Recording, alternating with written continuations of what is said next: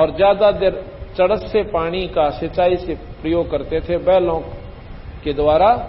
एक चमड़े का जिसमें 2-3 मण पानी आ जाए इकट्ठा ही 4 मण, और ऐसा चमड़े का तरस बनवा के और सिंचाई के लिए प्रयोग किया करते थे। तो थोड़ी ही जमीन में वो फसल बोई जाती थी। परमात्मा बारिश कर देता था तो ज्वार बाजरे वैसे हो जाते थे, ऐसी वहां पर थी। बाकी फसल जमीन खाली रहती थी। एक दिन 10 वर्ष की आयु में सन 1727 में फागुन का महीना था, द्वादशी का दिन था। सुबह सुबह 12, 10, 11 बजे,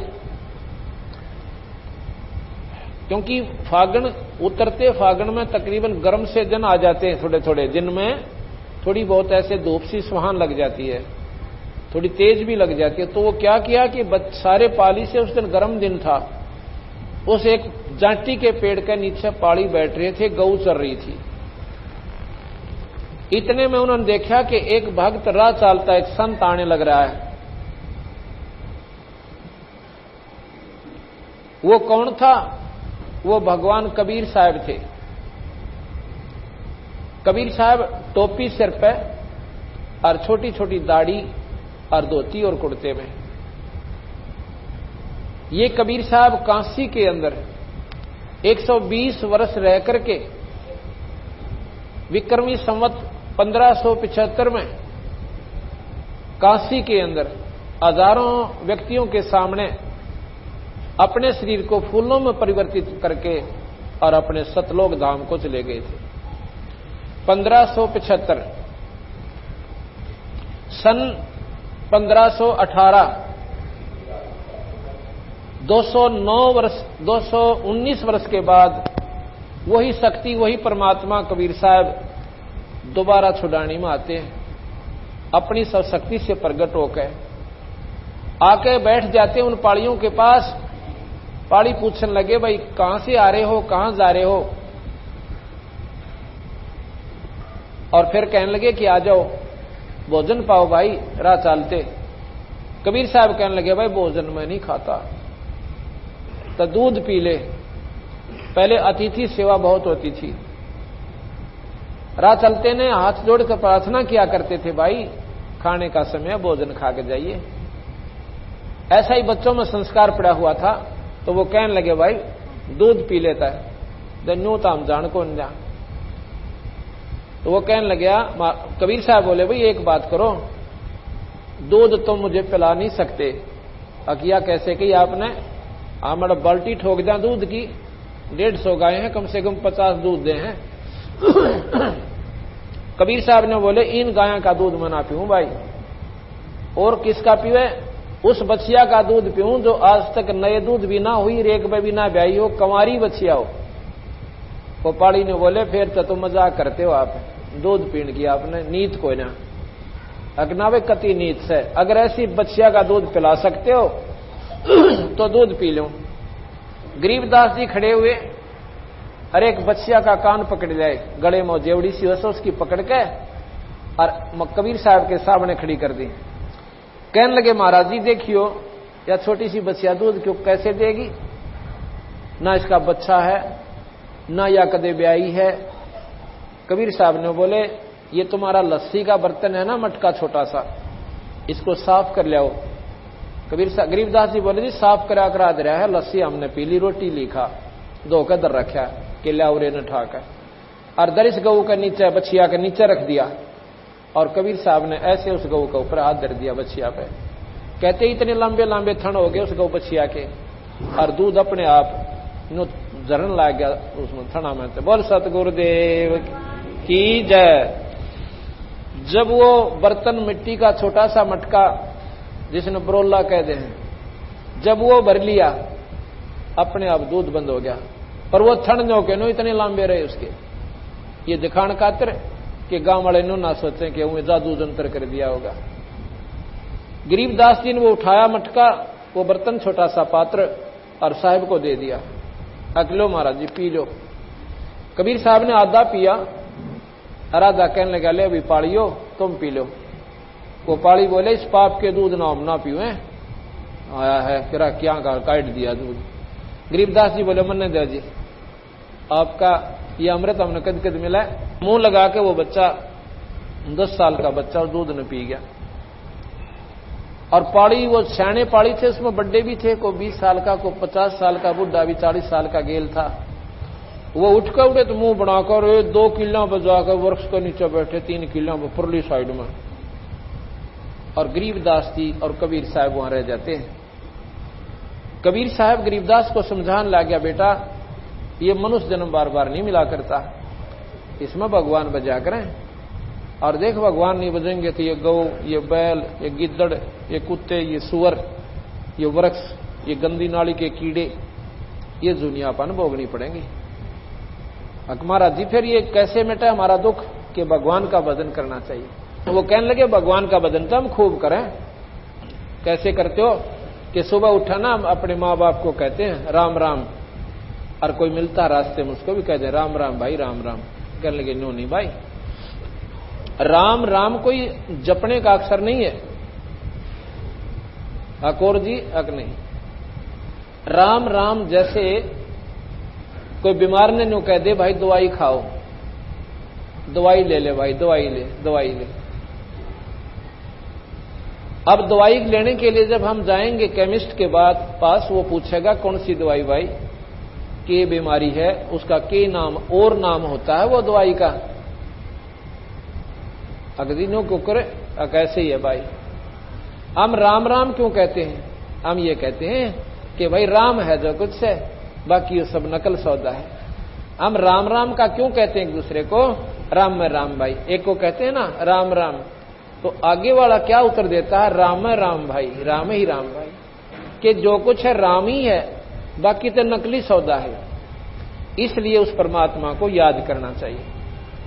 कहने लगे जी न्यू तो हम भगवान कृष्ण की, रामचंद्र जी की कोई नौमी राठम मनाते हैं अगना, इसके मनाने से भी काम ना चले। ये तो एक वैसे आपको याद कि जो जैसे कृष्ण जन्माष्टमी, राम नवमी, ये तो उस परमात्मा की याद का प्रतीक है, आत्म कल्याण नहीं इससे। तो कहता है जी हम और के जपा मंदिर में चले जाते हैं भगवान शिव जी के, में फलाने गांव में सदुलेड़ा में वह माथा टेक का उसमें पानी चढ़ा दें, भले पुरुष पत्थर की मूर्ति पर पानी चढ़ाने तक आत्म कल्याण होया करे। आप मूर्ति बना ली, आप भगवान बना मान लिया, परमात्मा अपने अंदर से बेटा। और इस प्रकार नाम से प्राप्ति होगी। अब इसे बूंदे शरीर में, इसमें तो महाराज जी हाड मांस लहू थूक बेस्टा ढीड, इसमें भगवान की तो था। गरीबदास जी प्रश्न करते हैं, बंदी छोड़ कहते हैं कबीर साहब, जैसे हाड चाम की देह में अमृत दूध सर्वंत, और गरीबदास गठपिंड में भाई ऐसे है भगवान। जैसे गऊ में वही शरीर है हाड और मांस का, और देखो उसमें दूध भी उसका माए से भाई कितना अमृत दूध निकलता है। इसी प्रकार जिस प्रकार वो प्रक्रिया गऊ में हुई, पहले वह नए दूध हुई और फिर उसको बच्चा हुआ और फिर दूध की बाल्टी ठोकने लाएगी, ठीक इसी प्रकार पूरे संत की शरण में जाइए, उससे नाम लीजिए, और नाम इस प्रकार तेरे घट में वो परमात्मा प्रकट कर देगा, नाम बिना नहीं होगा।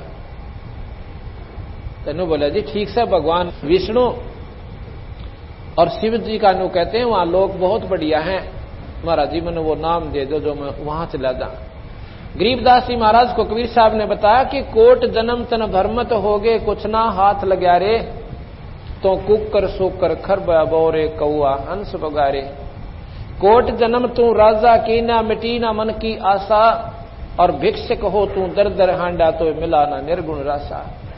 इंद्र कुबेर ईश की पदवी ब्रह्मा वरुण धर्मराया, तो विष्णुनाथ के पुर को पहुंचा और फिर उल्टाए आया। कोट जन्म तन मरत्या हो गए जीवित क्यों ना मरे रे, और 12 मद महल मठ बोरे बहुर ना दे धरे रे। दोजक भीष सभी ते देखे राजपाट के रसिया, और 3 लोग से तरपति नाही ये मन भोगी खसिया। सतगुरु मिले तो इच्छा मेटे पद मिल पदे समाना, और चल हंसा उस लोक पठाऊं जो आज अमर स्थाना। 4 मुक्ति जा चंपी करती माया होरी दासी, और दास गरीब अभय पद पर से भाई मिले राम अविनाशी। कहते हैं ये विष्णु के लोक में तो करोड़ों बार जा लिया, और स्वर्ग में असंख्यों बार जा लिया, इंद्र का राजा भी तू हो लिया, यहां पर राजा हो लिया, देवराज इंद्र तू बन लिया, भैया बिरान मिटी ना मिटी, जन्म मरण नहीं मिटा तुम्हारा। आका महाराज जी, या तो गीता जी में बताओ लिख रखी है, एक पंडित जी सुनावा था एक दिन, मैं बैठ गया थोड़ी देर उसके पास, उसमें भगवान कहता है कि अर्जुन जन्म मरण ना मिटा भाई, तेरे मेरे गणे जन्म हो लिए। तो महाराज कबीर साहब कहते हैं कि भाई फिर इस साधना का लाभ भी क्यों हुआ, जब बड़ा बिरान मिटी ना मिटती। एक बार स्वर्ग चले गए, फिर नरक भोग लिया, फिर 84 के धक्के खाओ। फिर कहने लगे महाराज जी फिर वह साधना कौन सी है जो या जन्म मरण मिटे, कि वह मैं बताऊं भाई। जैसे महाराज ने बताया कि सतगुरु मिले तो इच्छा मिटे, पद मिल पदे समाना, और चल हंसा उस लोक ले जाऊं जो आज अमरस खाना, जो कदे ना खत्म हो वो सत्यलोक है, जो कभी नाश में नहीं आता। तो गरीबदास पूछे हैं कि महाराज जी क्या ब्रह्मा विष्णु महेश आदि के लोक ये समाप्त हो जाएंगे या स्वर्ग नष्ट हो जाएगा, ये पृथ्वी नहीं रहेगी, कति नहीं रहे भाई। खुद गीता जी में भगवान कृष्ण ने लिखा है कि कल्प के अंत में ये महाप्रलय होगी, ना ब्रह्मा का लोक रहे, ना विष्णु रहे, ना शिव का रहे, और सब भूत प्राणी इस प्रकृति में लीन हो जाएंगे, दोबारा फिर सृष्टि रची जाएगी, ये दोबारा फिर या विरानमाटी शुरू हो जाएगी। गरीबदास शास्त्रों में लिखा है कि 14 इंद्र मर जाते हैं जब ब्रह्मा की एक रात होती है, और 14 इंद्र फिर मर जाते हैं जब ब्रह्मा का एक दिन होता है। एक इंद्र की आयु 72 चौकड़ी युग, 72 चौकड़ी, एक चौकड़ी 4 युग की, सतयुग, त्रेता, द्वापर और कलयुग, ऐसी 72 चौकड़ी युग एक इंद्र राज करता स्वर्ग का, और 14 इंद्र मर गए 1008 चतुर्युगी या ब्रह्मा की एक रात, और इतना दिन। गीता जी में इसे लिखा है 1000 चतुर्युगी, गरीबदास जी ने लिखा है 1008 युगी, 1008 चतुर्युगी का दिन और इतनी ही रात। समझने के लिए बिल्कुल सत्य है। ये हो गया एक दिन रात ब्रह्मा का, और ऐसे 30 दिन, और 30 दिन से 2016 को गुणा करो, 30,000, 60,000 और 320, इतने चतुर्युग एक महीना बन गया ब्रह्मा का, और 12 से फिर गुणा करो, 12 छीक 72, ये हिसाब लाओ 7,20,000 कितने, ये एक महीना इतनी चतुर्युगी का ब्रह्मा का हुआ। अब सोचना ये गरीबदास महाराज के बताना चाहो हमारे को, ये अंधेरा हटा के, ये हो गया 1 वर्ष, और ऐसे ऐसे 100 वर्ष की आयु ब्रह्मा जी की है। अब 100 तो इसको फिर गुणा कर लो, इतने चतुर्युग ये ब्रह्मा की पूर्ण आयु है। और ब्रह्मा जी के 50 वर्ष पूरे हो चुके हैं, 51वां वर्ष चल रहा है। जब 50 पूरे हो गए तो वो 49 भी होंगे, जब 51वां चल रहा है तो 49 भी पूरे होंगे, अर्थात ब्रह्मा नाश में आवेगा। फिर लिखा है कि जब 7 ब्रह्मा मर जाते हैं, एक विष्णु की आयु की तुलना बताते हैं, जब एक विष्णु समाप्त होता है, और 7 विष्णु समाप्त हो जाते हैं जब एक रुद्र यानी शिव समाप्त होता है, शंकर जी का अंत होता है। अब कबीर साहब बताने लगे कि एती उम्र बुलंद मरेगा अंतरे, और कोई सतगुर लगे ना कान ना भेंटे संतरे। इतनी भी आयु जिनकी है वो भी नाश में आएंगे, और ब्रह्मा विष्णु महेश भी अविनाशी भगवान नहीं है, ये नाश में आएंगे। अब ये बात सोचने जोगी है, हम इनको अविनाशी भी कहते हैं। कैसे अविनाशी हैं? जैसे हमारी आयु की तुलना में ये अविनाशी हैं। जैसे सीजनल कीड़े, अब बारिश के महीने में गजाई देखी, इतनी लंबे लंबे पतले पतले कीड़े हैं, उनका सैकड़ों टांग होंस हैं, और वो एक हफ्ते में बच्चा का ढूल आ देती हैं, इतना ढेर बना ले उड़ा धरती भी ना दिखती, और 1 हफ्ते के अंदर वो सारी खत्म भी हो लेती है। अगर वो तुलना करती है कि मनुष्यों की आयु कितनी है, कि इनके 24 घंटे का एक दिन और 30 दिन का एक महीना और 12 महीने का एक वर्ष और 100 वर्ष की नहीं आयु। अब ये गणना करनी भूल जाती हैं कि ये कद मरते होंगे, ये तो मरे कोई नहीं, तो अविनाशी है। पर हमने बेराम कितने का विनाशी है, हमारी भी टिकट कटेगी, चाहे 100 साल के भी होकर जाएं। इसी प्रकार हमारी तुलना उन देवताओं की आयु के सामने कीड़े मकोड़ों के समान है, लेकिन मरेंगे वो भी, नहीं तो फिर गीता जी का ज्ञान गलत हो जाता है। तो बंदी छोड़ भगवान कबीर साहब ने बताया कि 4 मुक्ति जहां चंपी करती। गरीबदास जी ने पूछा कि महाराज जी गुरु प्रहलाद कहते हैं वो तो पार हो गए। अगर नहीं बेटा, वो भी पार ना हुए, वो स्वर्ग में है, और कल्प के अंत में स्वर्ग नष्ट होगा। वो भक्ति जब समाप्त हो जाएगी, उनका कमाई खत्म होगी, वो धरो प्रहलाद आदि भी दोबारा फिर स्मृत मंडल में नए सिरे भक्ति शुरू करेंगे, और फिर उनका सूत बैठा भक्ति का, ना बैठा कोई बड़ी बात नहीं है। फिर कहने लगा महाराज जी फिर ये तो बूंडा काम से, कद मारे कैसे सूत बैठे, अक मैं बताऊं कति आसान।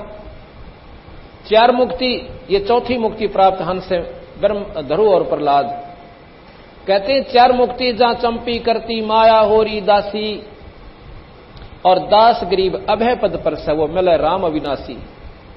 वो परमात्मा, वो राम, वो अविनाशी भगवान मिले भाई। वो कौन है? वो सत्पुरुष है, वो पूर्ण ब्रह्म है, वो सतलोक में रहता है, वो कभी नष्ट नहीं होता, और उस सतलोक से ही ये सारी सृष्टि उत्पन्न हुई।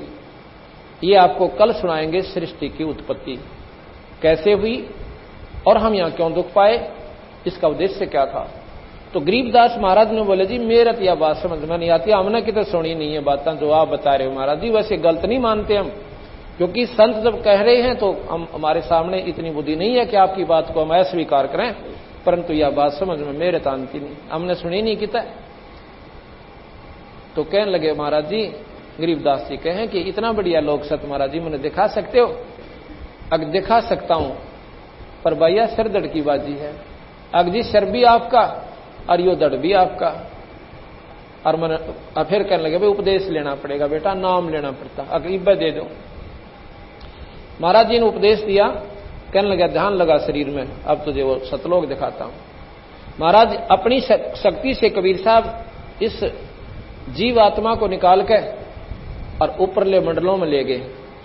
वहां का शिव का लोक दिखाया, विष्णु का लोक दिखाया, ब्रह्मा का लोक दिखाया, माता का लोक दिखाया। स्वर्ग के अंदर के हालत से प्राणियों की वहां के काम हो रहे हैं वो सारे दिखाए। गणेश का लोक दिखाया, और फिर सारे जो वहां पर नरक दिखाया वहां जीवों की के हालत से। और फिर वो निरंजन दिखाया जो 1 लाख जीव रोज यहां पर खाता है, जिसके लिए हमारे को यहां पर नकली सांग में उड़ जाके गिर रखा है। वो निरंजन दिखाया उस 21वें ब्रह्मांड के आखिरी लोक में, वहां जाकर देखा उसका विकराल रूप।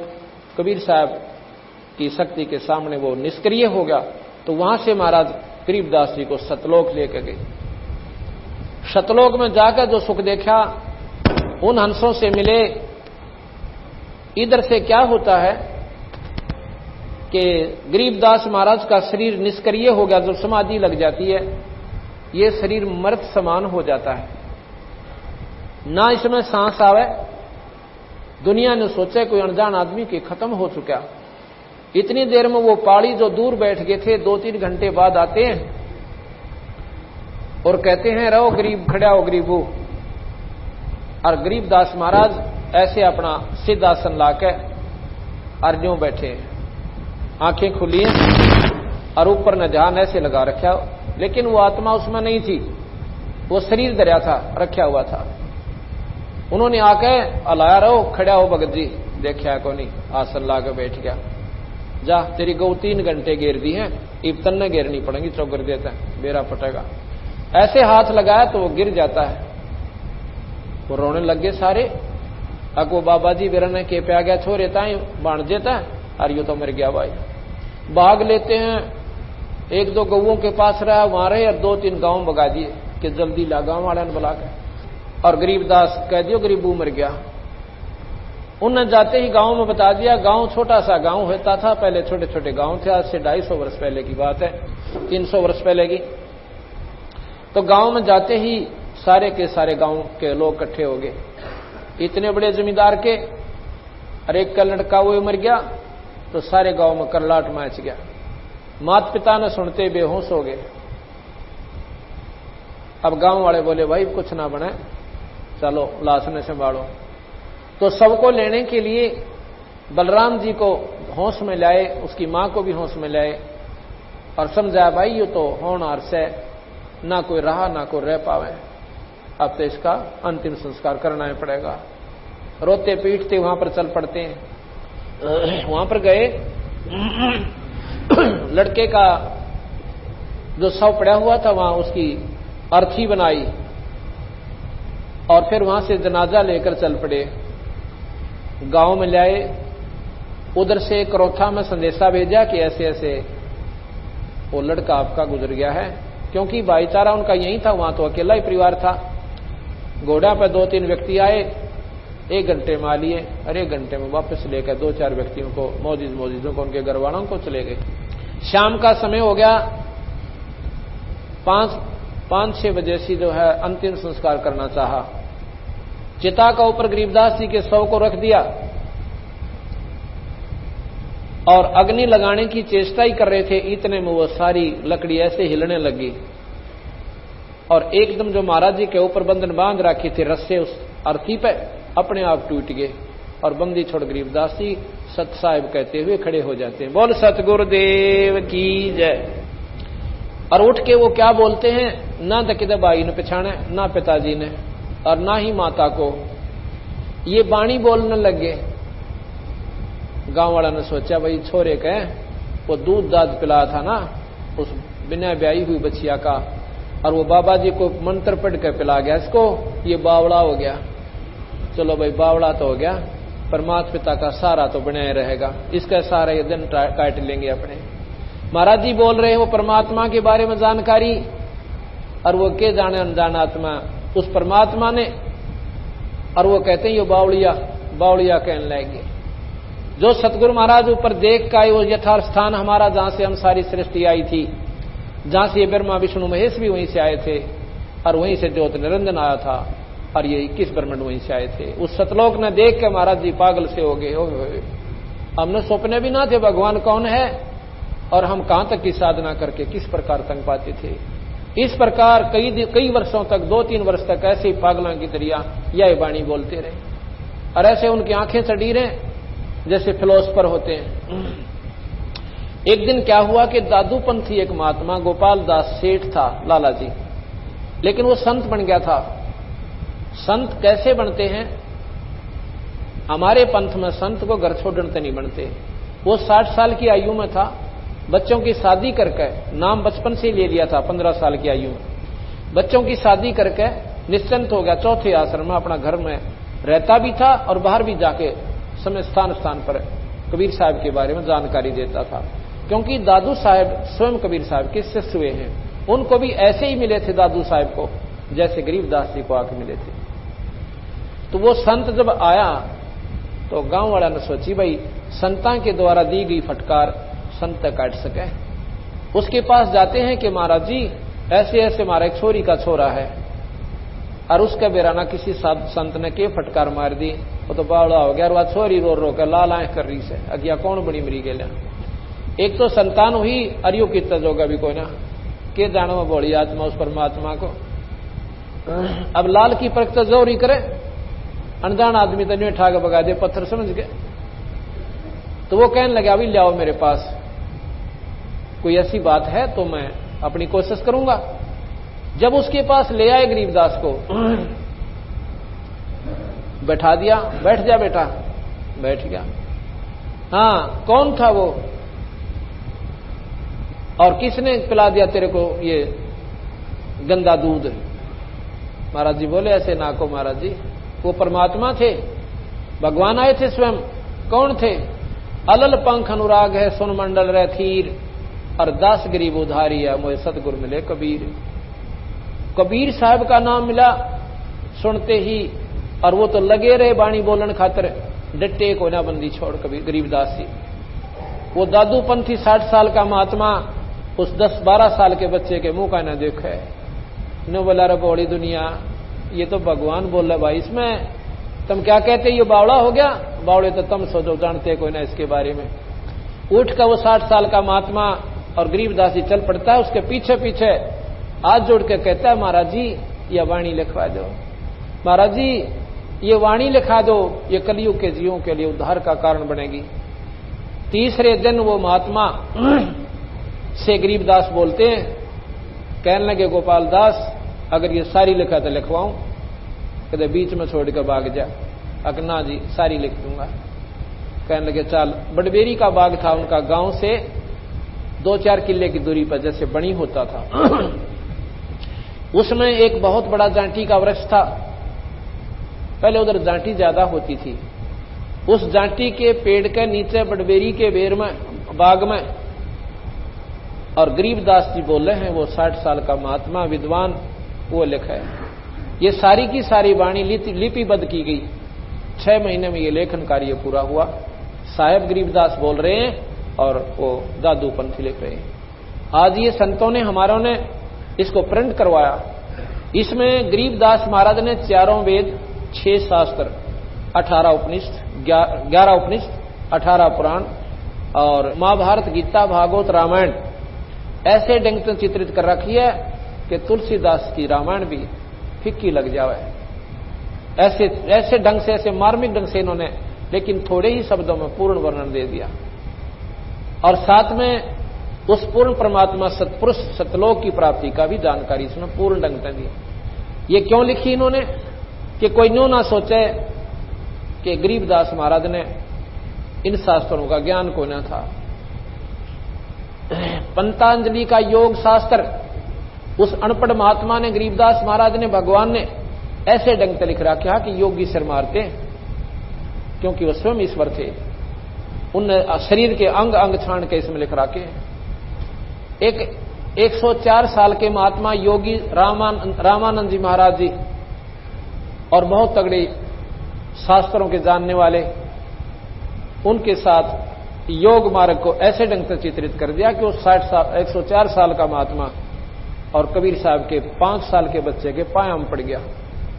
कबीर साहब के, अब कबीर साहब और गरीबदास जी, ये 2 दिन आपको ये नाम सुनने को मिलेंगे।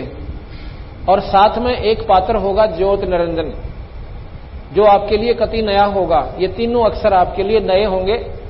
और बाकी हमारे 3 पात्र और होंगे, ब्रह्मा विष्णु महेश, ये आपके सुने सुनाए होंगे। इनकी महिमा भी आपको ज्यों की त्यों बताई जाएगी, जो कि आज तक हम शास्त्रों में पढ़ते और सुनते आए। इन्होंने क्या किया है कि इन शास्त्रों का निष्कर्ष निकाला और यह भेद दिया कि ये 3 लोक के भगवान से भाई ब्रह्मा विष्णु महेश, यही शास्त्र बता रहे हैं। लेकिन 3 लोक की क्या साधना है और किस विधि से श्रेष्ठ साधना इनकी आप कर सकते हो। जो अन्य आप साधना करते वो मुक्ति की नहीं है। ना शिवलोक प्राप्त कर सकते, ना विष्णु लोक प्राप्त कर सकते, और ना ही आप आत्म कल्याण करा सकते। इन भगवानों की साधना भी आप गलत करते हो। आप क्या करते हो, जैसे अभी बताया था कि तीर्थ पर जाते हो, मंदिर में मूर्ति बनाकर उस पर पानी डाल देते हो, वहां भगवान नहीं से भाई। ये धोखा तुम्हारे साथ अनजानपने में किया हुआ से। किसी पूर्वज हमारे अनपढ़ होते थे, किसी अनजान से वो पूछ रहे थे ज्ञानी विद्वान से कि भगवान कैसा होता है महाराज। 1 बार पूछा, 2 बार पूछा, उसने सोचा ये तो कान खा लेंगे। उस विद्वान ने केकरा कि भगवान विष्णु का साधक था, तो विष्णु जी की मूर्ति बना के, जैसा भी वो अपने दर्शन करता था उसके अपने नाम साधना से, वो आकृति मिट्टी की बना दी और फिर वो रख दी कि भाई ऐसा है वो मेरा भगवान। ये भगवान विष्णु के 4 भुजा बना दी, हाथ में शंख गदा चक्कर दे दिए, और यो सब इसने माथा टेक, मैं इसकी आदर करता हूं। आदर के लिए स्वयं माथा टेकते थे वो संत, और उनको भी बता दिया कि भगवान ऐसा हो सब आई। और फिर उसकी पूजा शुरू हो गई। फिर वह पत्थर की बन गई। उस पत्थर की मूर्ति पर पानी चढ़ने लग गया, पतासे चढ़ने लग गया, उसको भोग लाने लग गया। महाराज के ये तो उनको इसलिए बताया था परमात्मा ऐसा होता है, लेकिन उसको पाने की विधि ये नहीं है कि उस मंदिर में पानी डालने जाओ। जैसे बच्चा स्कूल में पढ़ता है, उसको दिखाते हैं आका आम, आका आम, अक्षर की जानकारी और साथ में आम का चित्र।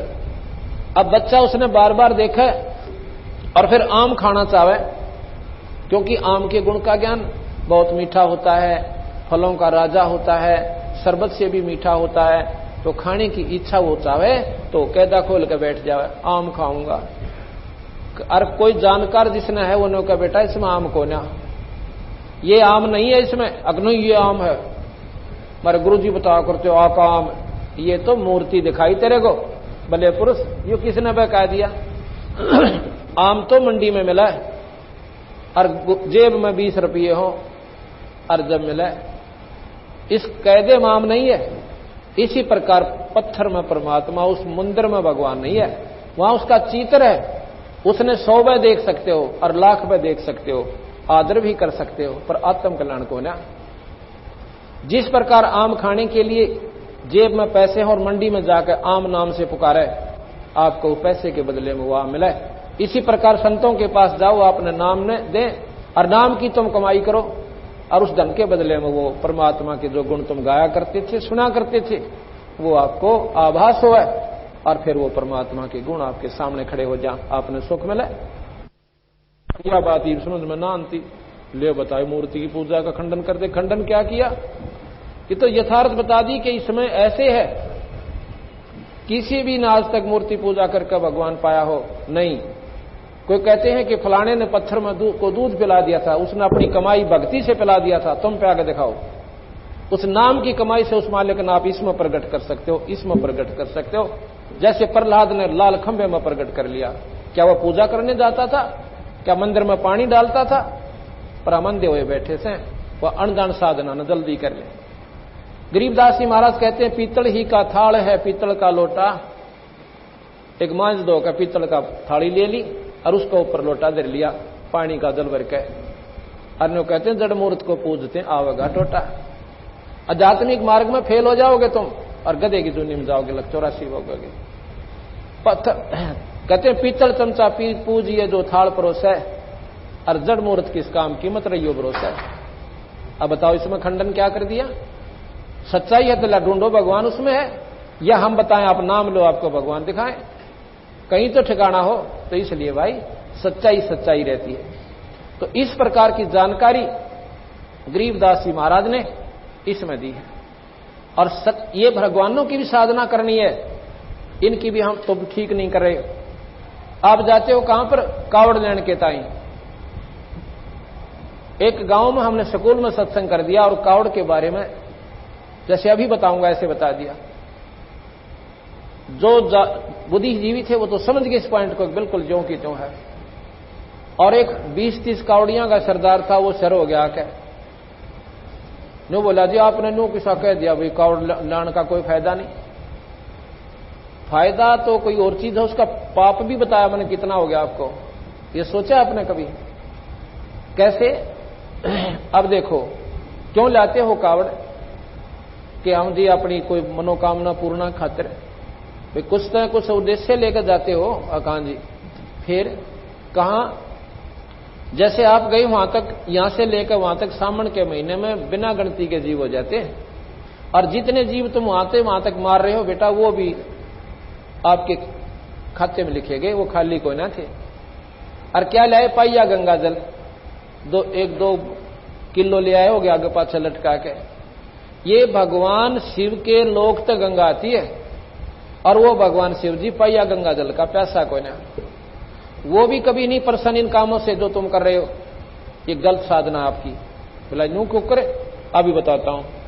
1991 में एक बार ऐसे ही सावन के महीने में बहुत तगड़ा वहां पर जमघट हो जाता है। जो अच्छे साधक थे भगवान शिव के, कति अटूट श्रद्धा के लोग, वो कहां जाते, नीलकंठ के दर्शन ताई, जो कि हरिद्वार से भी आगे बताते काफी ऊंचे पर, को 30-40 किलोमीटर आगे चल के और काफी पहाड़ की ऊंचाई पर भगवान शिव जी का नीलकंठ नाम से एक मंदिर बना रखा है। और वो एक पहाड़ के ऊपर स्थित है, उसके आगे काफी लंबा चौड़ा चबूतरा परिसर सा बना हुआ आंगन सा है। तो उसमें पेपर में आई थी यह सारी विस्तृत जानकारी। और उस समय हम 1988 से मैंने ये बंदी छोड़ का मार्ग ले लिया था। पहले हम भी यही साधना करते थे। उस पेपर ने सुनकर आंखें तासु बंद नहीं हुए हमारे। दुनिया तो सिर्फ नो सोचती होगी भाई बड़ी माड़ी बनी, लेकिन हमने पता चला कि वो अनजान साधक थे। क्या हुआ कि सारी रात वो भगवान की शिव की साधना करते रहे, उनकी आरती गाते रहे, और ठीक सुबह 3-4 बजे से क्या कहते हैं कि वो मंदिर नीलकंठ ही गिर गया, वो पहाड़ टूट गया। क्यों? क्या हुआ कि उस पहाड़ के ऊपर स्थित था, उस पहाड़ के साथ में पानी झरने का बह कर निकलता रहा। किसी ने पता चला को नहीं, नीचे से उसने कति खोखला कर दिया, और वो कुछ ऐसा झटका सा लगा कि वो पहाड़ भी और नीलकंठ का मंदिर भी कहते हैं वहां गिर गया, टूट गया। वो सारे शिव के साधक कहते हैं कम से कम 1500-1600 आदमी तो उड़े मर गए। उसी पर इतना बुरा हाल कहर हुआ था, उसमें देखा भी नहीं जाता, अखबार देखने भी दिल नहीं कर रहा था, इतना कालजा कांपा था। बाकी जो बचे खुचे वो वहां से भाग लिए तो ऊपर तो गिर लिए, नो सीधे तले न सरक गए कि पहाड़ भी कहीं गिर टूट गया, कदे उरे ना खिस क्या हुआ। तो नीचे ने लक्ष्मण झूला ये पुल बने हुए हैं इनकी तरफ न फंस गए, कुछ उरले पुल का नहीं, कुछ दूसरे, क्यों रास्ते वहीं थे दो। तो इधर के लोग में भगदड़ मच गई कि जल्दी से पार हो जावा, कहीं ये पहाड़ उरे ना खिसका हुआ। जो भाग रहे थे उन्हें देखकर और भाग लिए। क्यों भाग लिए? कि पहाड़ टूट गया, पहाड़ टूट गया भाई, कति घना नाश हो गया, अनर्थ हो गया, वहां तो बहुत दुनिया मर गई, भाग लिए जी। उधर से लोग सुबह सुबह 6-7 बजे न्योन निकलने लग रहे, 6 बजे से। तो वो पुल पे इधर से भागने वालों की भगदड़, न्योन से आने वालों की जनसंख्या, वो समूह बीच में जा कट गया। इधर वाले से पूछे रहे क्या हो गया, क्यों भाग रहे? सो वो कहते हैं पहाड़ टूट गया। पिछले बताता है, अगला सुना रहा क्या हो गया, पहाड़ टूट गया। अगले ने सुन गया कि वो पुल टूट गया। भाई जब इतनी भगदड़ यहां मच रही है तो इससे कोई गड़बड़ हो रही है, तो आगे नोन वाला ने सुन गया कि पुल टूट गया। वो इधर भाजन की सोचे कि तुम बीच में आगे ना नोन जान दोगे ना इधर जाने दोगे, और वो इधर भाग रहे हैं, बीच में फंस गए और इतना जोर लगा रहे हैं कोई इधर कोई इधर। कहते हैं उसमें लिखा था सैकड़ों व्यक्ति बूढ़े और बालक तक नीचे कुचल दिए, 100 आदमी तक नीचे दबकर मर गए, उठे नहीं गए उनसे। बाकी जब वो कति जाम लाग गया तो बीच में सुनने वालों ने सुन लिया कि पुल टूट गया। कहते हैं सैकड़ों आदमी गंगा में डांक मार गए कि ये न्यों का न्यों पड़ेगा और हम तोड़े मरेंगे बीच में दबकर, कि मैं हो सकता आत्मा मार के बची जाऊं। ये पूर्ण विस्तृत जानकारी उस पेपर में आई थी। अब भगवान गरीबदास महाराज की वो बात मेरा रह के याद आवा है कि गलत साधना से भगवान शिव जी विराजी को ना अमरनाथ की यात्रा पर गई थी वो श्रद्धालु आत्माएं जो भगवान शिव के दर्शन खातिर गई थी, और वहां पर के कहर हुआ था, बर्फ में दबकर मर गए सैकड़ों हजारों व्यक्ति। अगर भगवान शिव इन साधना से राजी हो, क्या इस कहर ने टाल नहीं सकता? तो इसलिए भाई यह गलत साधना आप करते हो, परमात्मा कति राजी नहीं से। ना किसी शास्त्र में, गीता जी में भगवान कृष्ण कहता है ये मनमुखी साधना तुम्हें सत्यानाश का कारण बनेगी। अब ना तो हम गीता जी को मानते और ना ही रामायण के उस नाम के ऊपर आधारित के कलयुग केवल नाम धारा सुमर सुमर नर उतरो पारा, वो भी छोड़ दिया। मेरे जैसे ननजान ने क्यों मेरा बता दिया, उसको पाछा बाज लियो। फिर देखा देखी, कहां जाते हो? कि कावड़ लाऊंगा मैं भी लाऊंगा। फिर उसने नौकंगे 2 जोड़ा करते हैं, और डरा दिया, जोड़ा ना करा जो मर गया। क्यों? एक कबर मार ले से इंसान वहां जान में। फिर न्यों का भाई 4 लाओ जब गना फायदा, अगला गेड़ा करना कितने के जाएंगे। तो महाराज जी के बैठ के बदन तक कराना जाता, और ये कोड़ी खुबात में गाटा जोड़े बैठे थे। उससे भी ज्यादा लाभ आपको एक नाम से मिल जाए तो जरूरी है उस कावड़ को लाना। तो वो 20-30 आदमी और बैठे थे वहां पर। फिर उन्होंने कहा भाई देखो सोचने जोगी बातें हैं, वो अपने अनाड़ीपने से तो इसको स्वीकार करो या इसका अस्वीकार करो, वो तुम्हारी अपनी मौत से। पर किसी शास्त्र में दिखा दो इस साधना का कितना प्रमाण होता मान लेंगे। और गीता जी में भगवान कहे है कि मनमुखी साधना आपका सत्यानाश का कारण बनती है, ये तुम्हें लग 84 में ले जाती है। बताओ, ना तुम गीता जी को स्वीकार करते और गीता जी की महिमा गाओ देश गणी, तो मेरी महिमा तो बात नहीं, उसका अनुसरण आपने करना पड़ेगा। तो इसलिए बंदी छोड़ भगवान गरीबदास महाराज ने ये जानकारी देने के लिए ये इतने बड़े ग्रंथ साहब की रचना करनी पड़ी। कति अनपढ़ और इसमें विद्वान फेल हो जाते हैं उनकी वाणी के सामने। सभी शास्त्रों का ऐसा निचोड़ काट दिया, उनको कति सुचारू कर दिया, जैसे विष्णु पुराण में लिख रखा है कि विष्णु जी सृष्टि के बनाने वाले हैं, रचना करने वाले, और इन्होंने शिव और ब्रह्मा की उत्पत्ति की।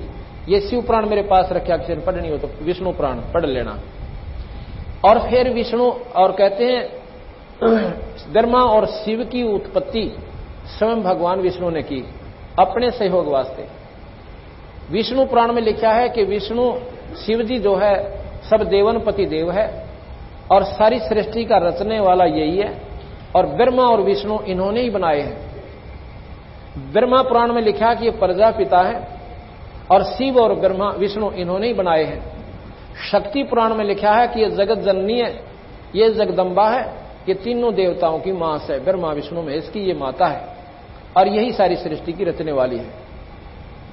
अब गरीबदास जी महाराज कहते हैं भाई जब शास्त्र तो हैं सारे और उनका लेखक भी एक ही है, व्यास जी ही गीता जी का लेखक, व्यास जी ही 18 पुराणों का लेखक, और सुख सागर आदि का ये व्यास जी ही लेखक है।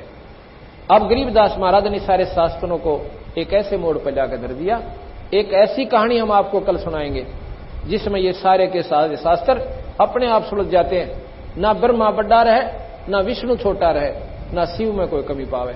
उसकी एक ऐसी विधि भी तो उन्होंने बताई है, जब हमने उस मूल का बेड़ा पाटेगा जब पता चलेगा ये कौन शक्ति है और कहां से उत्पत्ति हुई और क्या ये इनके काम है और कैसे ये हमें लाभ देते हैं। तो वो सृष्टि रचना हम आपको कल सुनाएंगे। सबसे पहले कल सृष्टि रचना शुरू होगी और उसमें पूरा विवरण दिया जाएगा। आज आपको सत्संग के माध्यम से और आदि पुराण गरीबदास महाराज जी का शुरू कर रहे हैं।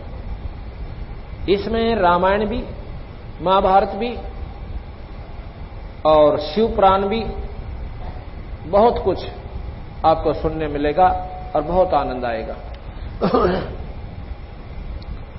अभी 10-15 मिनट के बाद आज रेस्ट करेंगे, पहले सुनिए। आदि पुराण। ग्रीव नमो नमो सतपुरुष को, नमस्कार गुरु कीन, शुर नर मुनि जन साधुआ, संतों सर्वस दीन। ओंकार अपार समूलम, नाद बेंद बिन है अस्थूलम, सतपुरुष को सिरजी माया, शब्द स्वरूपी रूप बनाया। सतपुरुष ने माया बनाई, सतपुरुष ने या शेरा वाली माता की उत्पत्ति की। सतपुरुष को सिरजी माया, शब्द स्वरूपी रूप बनाया। इस माई का शब्द से रचना की सतपुरुष ने। ये तो मोटी मोटी सी बता रहा हूं आपको। शंख लोचनी शंख ज्ञाना, आज अनादि पुरुष का जाना। मन से सिरजी मनसा नारी, उपजी माया आदि कुमारी। अबला सुंदरी नार नरेसा, भंगले गनाद नहीं परवेशा। परानंदनी मूला माया, दारुण देवी सिरजी राया। मूल उचार होत तिस माही, सर्वकला समर्थ पद जाई साई। पिंगुल बैन नैन पद नेहा, सुनियो पिता सतपुरुष विदेहा। कौन काज की नी मोय अंगा, कहो पिता मोह निज पर संगा। ये माया जब सतपुरुष ने बनाई, इसने पूछा कि हे पिताजी अब मुझे बताओ आगे क्या काम है और किसके साथ किसके पास मैंने जाना है। कौन काज की न्या मोय अंगा, किस लिए मुझे बनाया, मेरा शरीर आपने किस लिए बनाया पिताजी। कहो पिता मोह निज पर संगा, कहा पुरुष जद बचन विचारी। कीर्ति लोक रचो संसारी, बोले पुत्री अति अधीना। कौन पुरुष हमरे संग दीना।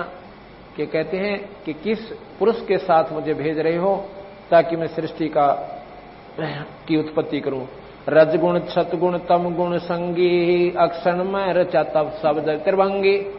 के कबीर साहब ने ये 3 गुण और 5 3 गुण इस माई को दे दिए, रजगुण सतगुण और तमोगुण। ग्रीब त्रिभंगी तीनों कला, ब्रह्मा विष्णु महेश। सतगुण रजगुण तमोगुण, ये घट घट में परवेशो। सतगुण विष्णु जी हैं, रजोगुण ब्रह्मा है और तमोगुण शिव है। कहते हैं इस माया ने इन तीनों की उत्पत्ति की। कैसे की? पुत्री मस्तक शीस न माया, अंजन मंजन लेप चढ़ाया, रैसी माया बदन विनोदम, ज्ञान ध्यान उपजे परमोदम, बटक बीज पिंडल विस्तारा, इंद्री 5 25 लारा, मन गुण कर्म शान सब दीन्या, रजगुण सतगुण तमोगुण बीन्या, कमल नैन कमलापति रानी, 14 भवन भरे जल पानी, कल्प करी जद मूला माया, ता पानी में अंड उपाया, जलमिल करण कमल पर संगा, कमल माही जलमिल किरण कमल पर कास्या, कमल माही ब्रह्मा का बासा, ओंकार बीज उत्पाती, उपजे ब्रह्मा सत के नाती, दंड कमंडल ब्रह्मा लाए, योग 36 कमल भरमाए, जुग 36 धरे जा ध्याना, भंवर गूंज में भया दीवाना, तप तप ब्रह्मा वचन सुनाया, ब्रह्म रोह शिक्षा पद पाया, किलियम मूल मंत्र मन माला, ओम शब्द रचे चित्रशाला, कच्छ मच्छ कूर्म और शेषा, धौल धरणी की न्या परवेशा, चंद्र सूर तारायण तेजम, लोक दीप फुलवाड़ी सेजम। के उस माया ने किस प्रकार ये लोक आदि बनाए, वो अब विस्तृत जानकारी देंगे। ये तो वाणी सुना रहा हूं आपको। शरजे ब्रह्मा विष्णु महेशा, ओंकार की या परवेशा, शेष नाल जद ब्रह्मा आए, मंत्र भेद दिया गौराए, ग्रीब मूल मंत्र निज शब्द है, जाका ये विस्तारे, अंत कोट ब्रह्मंड है, रचे जो सर्जनहारे, लख 84 रूप लखाया, ऐसा ध्यान धरा मन माया, किन्नर भूत पिशाचर दाने, स्वर नर मुनि गण गंधर्व जाने, इंद्र कुबेर वरुण धर्म राया, एक शब्द में सकल उपाया, शेषा नारायण पद पर से, अचराचर हृदय में दर्शे, अष्टकुली पर्वत पाषाणम, अष्ट पदवी नाग बखाना, 900 नदी 89 नाला, 18 भार रचे बनमाला, 3 कोट तीर्थ गए नारा, सुन सागर का वार न पारा, स्वर्ग मृत्यु पाताल बनाए प्रथम स्वर्ग मृत्यु पाताल बनाया, प्रथम पूज गणेश्वर राया, माता कह सुनो रे पुता, तुम जोगी तीनों अवधूता, त्रिगुण रूप धरा जद माया, ब्रह्मा विष्णु महेश बुलाया, मोको वरो पुत्र त्रिपुरारी, मैं हूं माया आदि कुमारी, तीनों पुत्र कहते हैं बाता, कौन पुरुष है तुमरा माता, रहनी गहनी जाकी बतलाओ, सुन माता हमें पिता लखाओ, बोले माया आदि कुमारी, हमरा वचन सुनो त्रिपुरारी। त्रिपुरारी 3 लोक के मालिक। पृथ्वी ऊपर धरे न देही, गगन मंडलम वो पुरुष विदेही, माता आदि ज्ञान गौरावे, पिता तुम्हारी दृष्टि नहीं आवे, गृह पिता पुरुष परमात्मा, निर्वाणी नीतंते, पुरुष विदेही आदे है, नाम गाम नहीं पंथे, मैं अष्टंगी हूं सत्य स्वरूपा, अंत कोट गुण ज्ञान अनूपा। माई कहती है कि मैं अष्टभुजा की अष्टंगी हूं और अंत कोटों के ब्रह्मांड का अनंत कोट गुण ज्ञान अनूपा, यानी मेरे जो शक्ति है, मेरे अंदर जो गुण है वो सबसे ज्यादा है। ओम आदि बीज फल मोरा, श्यावत्री लक्ष्मी भई गौरा, ब्रह्मा विष्णु महेश्वर वरिया, पुत्री पुरुष किए नर हरिया, ब्रह्मा विष्णु महेश्वर साथा, माता ही का राख्या नाता, जाकू देख जगत सब भूला, एक अग्नि एक चूल्हा, अंधकार गुण किया परेरी, सोई माता सोई चेरी, सतपुरुष निर्गुण निर्बानी, शंख कल्प युग जोग ध्यान, सतपुरुष निर्गुण निर्बाना, शंख कल्प युग योग में ध्याना, शंख कल्प युग गए बिहाई, ब्रह्मा समाधि अखंड लगाई।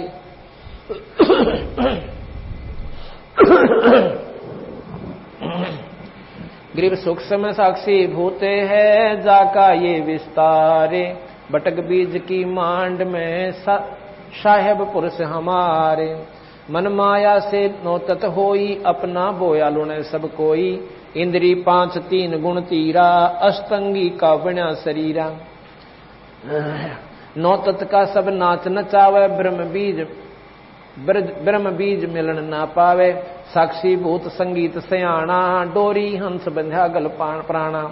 जीव जन्म झां ले अवतारा, साक्षी भूत होवे ना न्यारा, अकल अजन्मा दृष्ट न मुष्टि, ही जाका रूप लखाऊं गुस्ती। जाके चरण से स्नित सेवे, मांड मंडी को पल में खेवे, अवगत बंका रूप मुरारी, ही ब्रह्मा विष्णु उठावे जारी।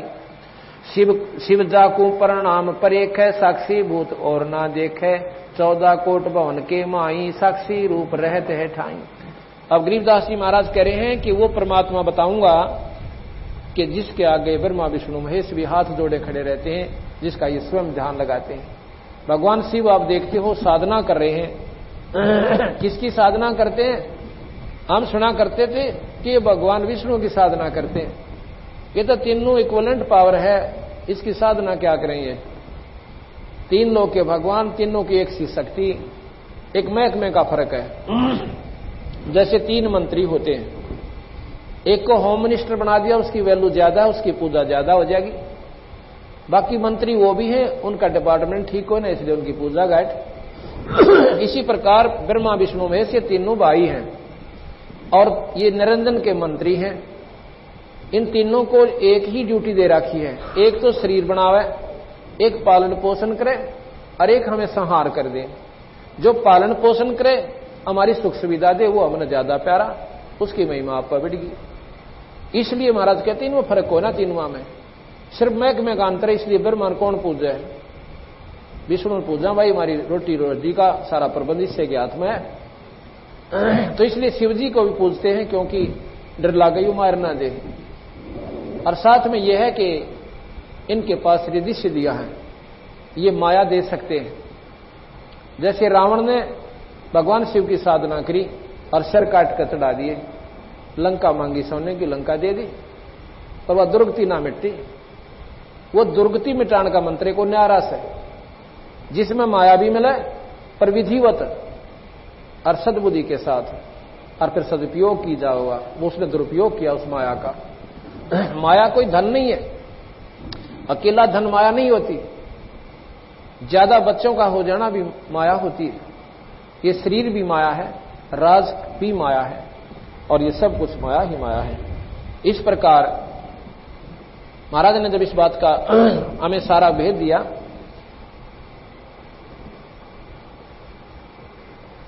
तो उन्होंने बताया कि ब्रह्मा विष्णु महेश ये 3 लोक के भगवान हैं। इन तीनों के कर्तव्य बता दिए, और इसमें ये बता रहे हैं कि जाकू शिव जाकू प्रणाम परेख, भगवान शिव भी जिसको नमस्कार करता है, और साक्षी भूत रहे नहीं देखे, 14 कोट भवन के माही, साक्षी भूत रहे सब ठाई। अवगत बंका रूप मुरारी, और ब्रह्मा विष्णु उठावे जारी। यानी उनसे ऊपर की एक शक्ति है। जैसे डीसी के सामने प्रधानमंत्री मुख्यमंत्री आ जावे, तो वो डीसी उस मुख्यमंत्री की अटैची पकड़ता है। लेकिन ये भी नहीं कह सकते डीसी में कोई पावर को ना, लेकिन उस मुख्यमंत्री का आगे वो बहुत छोटी शक्ति हो गया। और प्रधानमंत्री आ जावे तो मुख्यमंत्री वो डीसी वाला काम करे।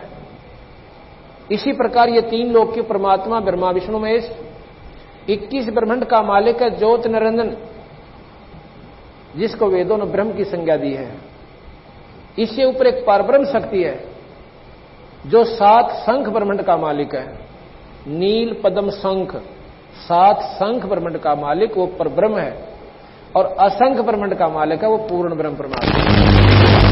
रोज सुना करते कि ब्रह्म कभी पार ब्रह्म और कभी पूर्ण ब्रह्म। हम हार के क्या करते, ये विष्णु जी ब्रह्म, ये पूर्ण ब्रह्म और ये पार ब्रह्म।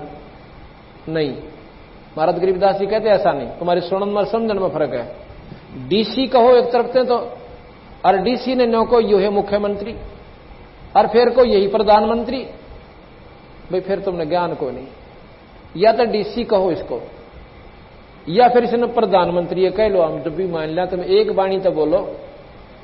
अब 3 लोक के भगवान कहो, और फिर नो के सर्वलोकों के यही भगवानों को करो। भाई सर्वलोकों का और परमात्मा, जिसमें गीता जी में स्वयं भगवान कहते हैं कि अर्जुन उस परम पिता परमात्मा का जहां अंदर जिससे सारी सृष्टि और सब जीव उत्पन्न हुए, और उसकी साधना स्वाभाविक मंत्र जाप करके और आप उस लोक में चले जाओगे, फिर मरण कोई ना हो। उस लोक में उस परमात्मा का, और फिर आप उस परम धाम को प्राप्त होगे, उस सतलोक को प्राप्त होगे। तो इसी प्रकार यहां बंदी छोड़ने का रखा है कि उस परम पिता परमात्मा सतपुरुष जो अनंत कोटि ब्रह्मांड का भगवान से जो पूर्ण ब्रह्म है और पर ब्रह्म भी है और ये ब्रह्म भी है। ब्रह्म से ये सारी उत्पत्ति हुई निरंजन से। ये सब जो कुछ भी बना हुआ मिट्टी और पृथ्वी है जीव, ये सारे ब्रह्म से बना, इस ब्रह्म ने बनाए, ज्योति निरंजन ने। क्यों बनाए? इसने 1 लाख प्राणी रोज खाने पड़ते हैं। मनुष्य 1 लाख जीव ये रोज खाता है। कैसे खाता है? इस शरीर को नहीं खाता, ये तो खोखा है ऊपर का। इसके माध्यम से दुष्कर्म करवाता है, जितने ना कर सके ये प्राणी उतने करवा दे से, और फिर इसके माध्यम से सूक्ष्म शरीर के ऊपर इसका लेप जमाता है, और उस वासना को फिर तपस्या के ऊपर भून कर इस जीव ने इतना गर्म कर दे बेसुद्धि हो जाता है, और वहां ये मैल छोड़ता है उस सूक्ष्म शरीर के अंदर से, और फिर वहां से अपनी सिद्धि से उड़ा देता है। ये ब्रह्मंडों में से घूमता हुआ वापस आता है, ये ठंडे वातावरण में आकर फिर शुद्धि में आ जाता है। और इसने नो ना बेरा तू कहां गया था, ना इसे ये मालूम रहता कि तू पिछले जन्म में के था। धर्मराज के पास जाता है। इस निरंजन ने एक धर्मराज और बिठा रखा अपना न्यायकारी कि जैसे कर्म प्राणी करें इनको फल देता रहे। वो लेखा जोखा गरीबदास जी का वो न्यारा रह गया। फिर अपने कर्म अनुसार ये कभी पशु बने, कभी गधा बने, और कभी मनुष्य शरीर में जा। तो शरीर जीव मरता नहीं, ये अमर है, लेकिन ये मरण से भी गुंडा, कभी गधा बन गया, कभी कुत्ता बना, कभी कुतिया की जुनी होगी, कभी टांग कट गया, कभी कैंसर होगी। ये मनुष्य शरीर में कौन सुखी? किसी का एक लड़का था वो मर गया, किसी का जवान लड़की का पति मर गया, और 24 घंटे बूचड़ खाने में ये प्राणी अपने जीवन को बर्बाद करके चला जाता है। तो यहां ये बताना चाहते हैं बंदी छोड़ के ये निरंजन जो स्वरूपी निरंजन ये आपको धोखा दिए बैठे हैं, और साथ में इसने ब्रह्मा विष्णु महेश को भी धोखा दे रखा है, क्योंकि यथार्थ ज्ञान गुप्त कर दिया और इन गलत शास्त्रों का प्रचार, यानी अपने तक सीमित शास्त्र ही यहां पर प्रचारित करवा दिए। तो इस बारे में कल आपको सबसे पहले हम ये सुनाएंगे। आज सत्संग फिर होगा, आज थोड़े से हम लेट हो गए थे इसलिए क्षमा चाहते हैं, बंद कर दो। जैसा कि अभी प्रकरण चल रहा था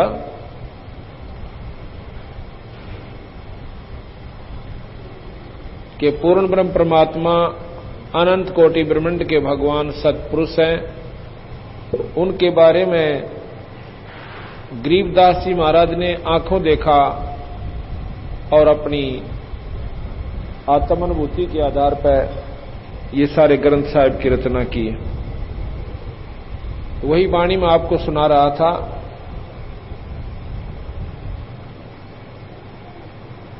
ग्रीव गगन मंडल में पुरुष है, दृष्ट मुष्ट से न्यारे, कोट ज्ञान से भिन्न है, पंडित करो विचार।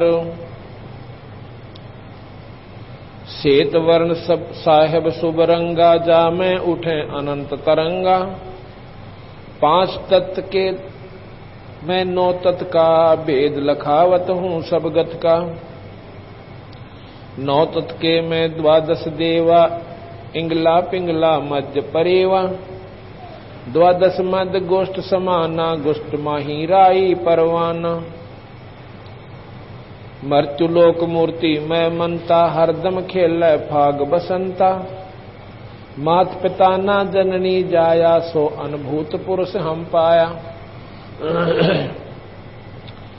बंदी छोड़ भगवान कहते हैं वो सतपुरुष, वो परमात्मा जिसका सफेद ही रंग है और सफेद ही वहां का श्वेत सतलोक है, वो परमात्मा हमें प्राप्त हुआ गुरुदेव की कृपा से।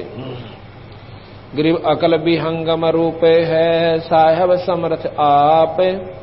पिंड ब्रह्मंड में रम रहा, जाका जप ले जाप।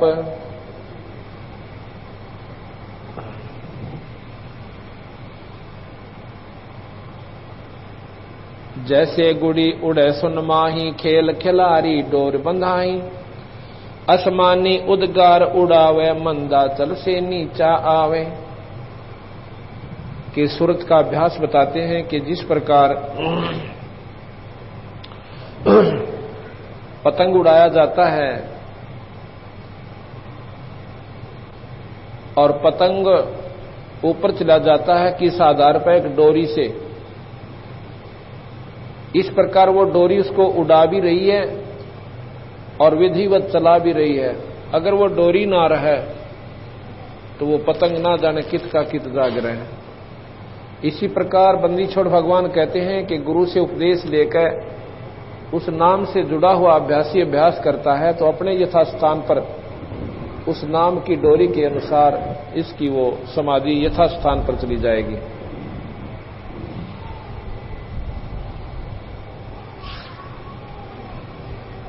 नाम की महिमा बंदी छोड़ बताते हैं कि पृथ्वीला प्रतीक्षणा देवा, तो इस मन का लखै न भेवा। सर्वाधिक में बैठे जाई, 14 भवन पलक फिर आई। सो तो मन के हाथ बेकाना, बोर बहे हैं शुक्र समाना। जो लोग मनमुखी साधना करते हैं उनके बारे में बंदी छोड़ महाराज कहें, कोई तो तपस्या कर लेता है, कोई अन्य साधना करता है, ये सब मन ने इनको भ्रमित कर रखा है। कभी स्वर्ग में चले जाते हैं, जैसे सुखदेव जैसे योगी अपनी साधना करके और स्वर्ग चले जाते थे और स्वर्ग से फिर वापस आ जाते थे।